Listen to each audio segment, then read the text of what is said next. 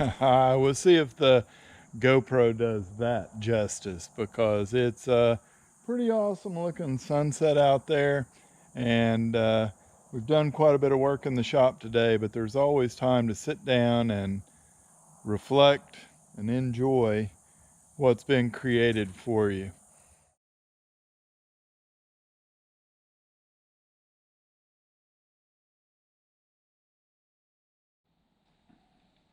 Hey there guys, welcome to the channel. Hey, if you're new here, I'm Brian, and hey, thanks for watching the video.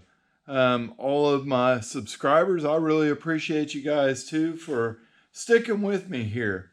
Today we're going to be working on the 35 Chevy, and I'm trying to get a mount built for the front of this car that'll support everything in the front.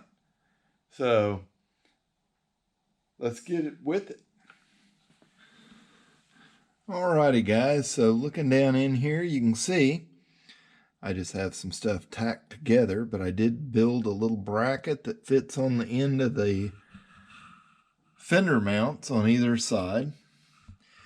1-inch square tubing, and I believe we have us a piece of angle iron already down here, and we've got to build that out and connect it to our piece of square tube up here to make this thing work. Hopefully you can get an idea of what I've got going on here. I've got a piece of angle with holes drilled in it that'll bolt to the bottom lip of the engine cross member on the Mustang 2 suspension. I come up with a 3-inch by 1-inch piece of square tubing to clear the steering rack and get me in front of my lower tie bar, we're going to call it, for our core support area on the car. Now I've got to build a flange off of this 1-inch tube and a flange off of this to try to get some bolts in there and be able to sandwich some rubber so that we have a nice soft mount instead of it being solid. And I believe if I can get that done, that will get the biggest part of the front end locked down on this thing. You can kind of see back here, these are the braces up here that I referred to, coming down, connected into flat bar that comes down with square tube connecting it across. So that is where we're at. And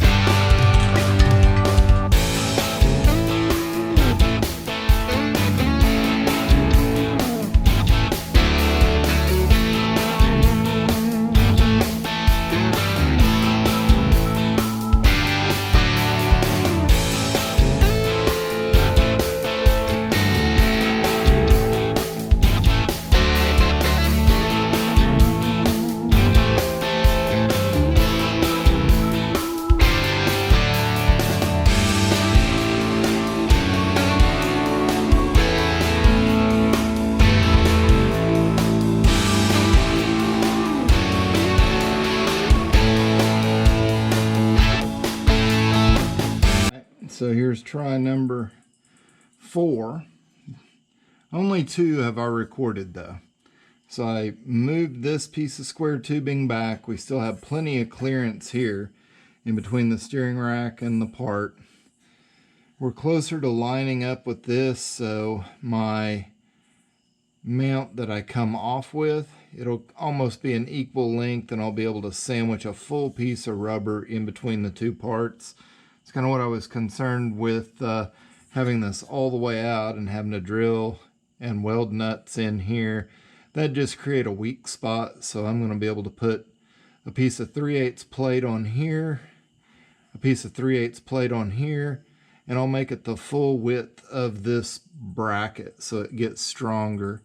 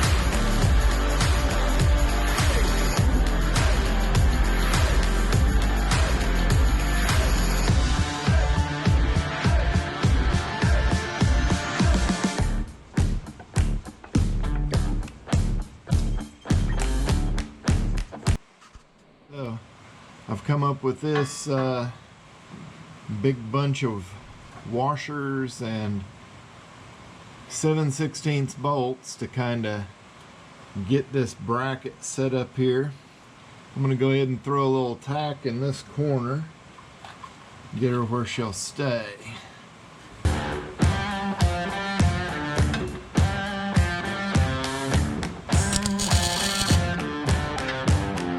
Small tack.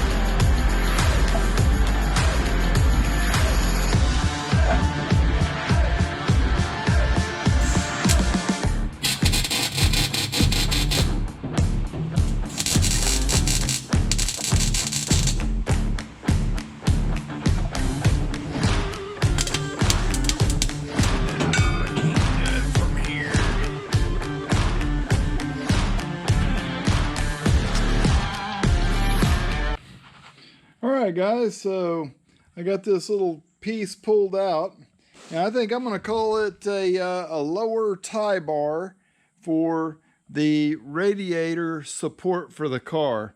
We can get rid of our pallet racking / wood that's in there very shortly. I just need to do some cleaning up of my rusty metal, round off some edges. These holes need to be bigger so I can use bigger bolts. And we got to fill in these little gaps here with some weld. And I got a couple of ugly tack welds I need to grind out and weld up all nice and pretty. You can see I did have these stacks of washers in here. Those are to act as a placeholder. So I'll end up with big rubber bushings or just a solid strip of rubber in there for vibration isolation. Dampen this thing, make it where you can drive it down the road and it can flex a little bit. These pieces I had to custom bend to get them to fit in there nice.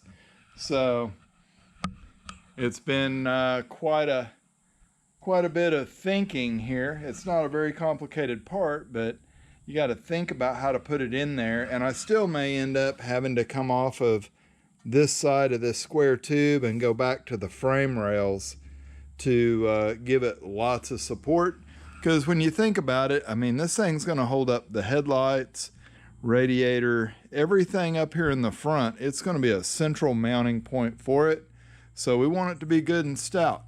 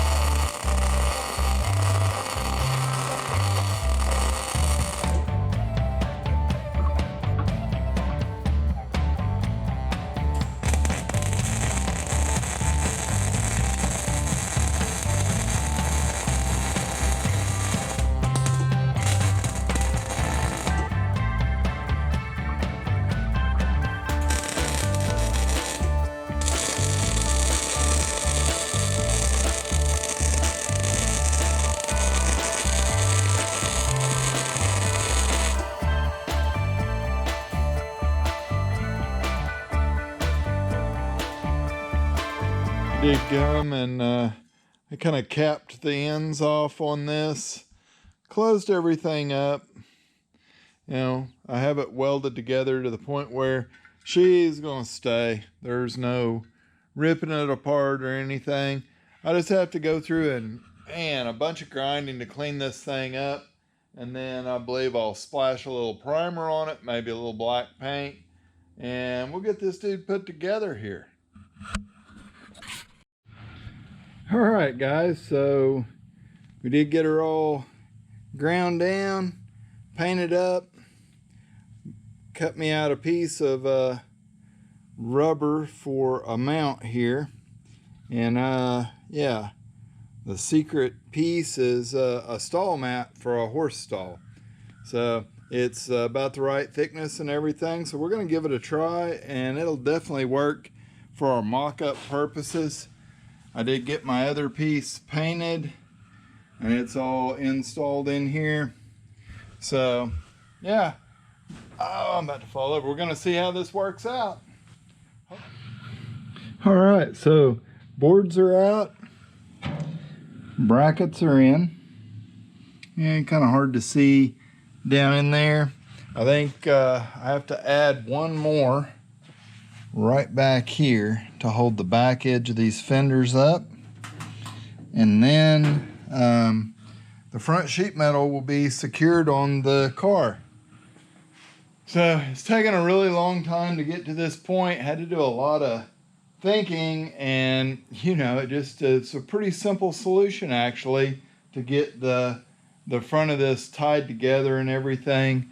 But I mean, you have to remember this thing, like, it's still not super secure. Hi! And this has to mount the headlights.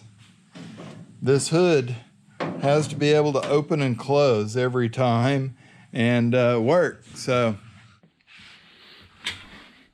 all right, guys. So, hey, down here, I've got some simple tools: a yardstick, a short torpedo level, and a wheel to look at this and measure the fender height on both sides so we can compare.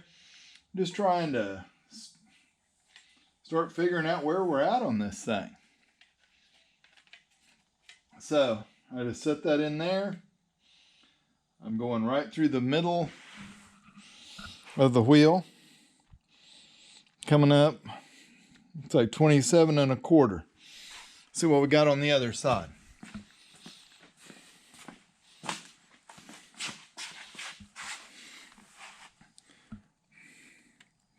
Oh. Uh-oh. 27 1/2. We're a 1/4 of an inch different side to side. It's good enough for now. The front's what I really wanted to measure, because the front is like really giving me fits. So let's call that 26 3/4.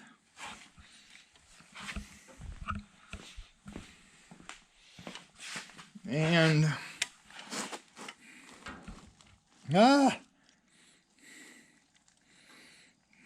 20, basically 27 1/4. So, all right. Well, we're within a bit on each side. This front end, I can grab it and move it that much though, so it's no big deal. I did come back here and added a brace at the rear of the fender.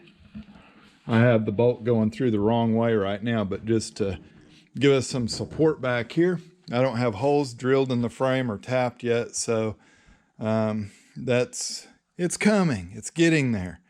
I'm wanting to set the fenders level, make sure that we're good side to side, and then we'll get this thing bolted down solid so we can take it back apart and put a motor and transmission in it. Yeah, that sounds like the thing to do.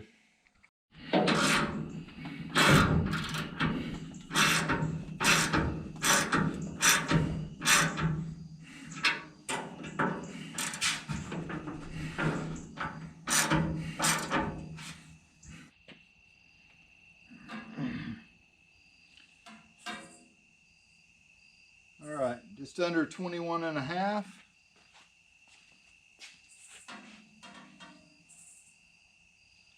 Just under 21 and a half. So the floor is level to the laser.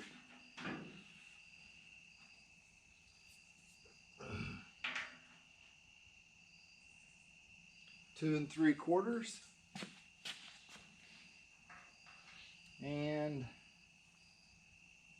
yeah, pretty much 2 3/4. So, hey, we got the car sitting level. The sheet metal's level on the car. That's, I wish we could say the same for the hood. The hood is all discombobulated because I've got this side of it up. I got my little mount in down here to kind of help hold everything stiffer on the sides of the car.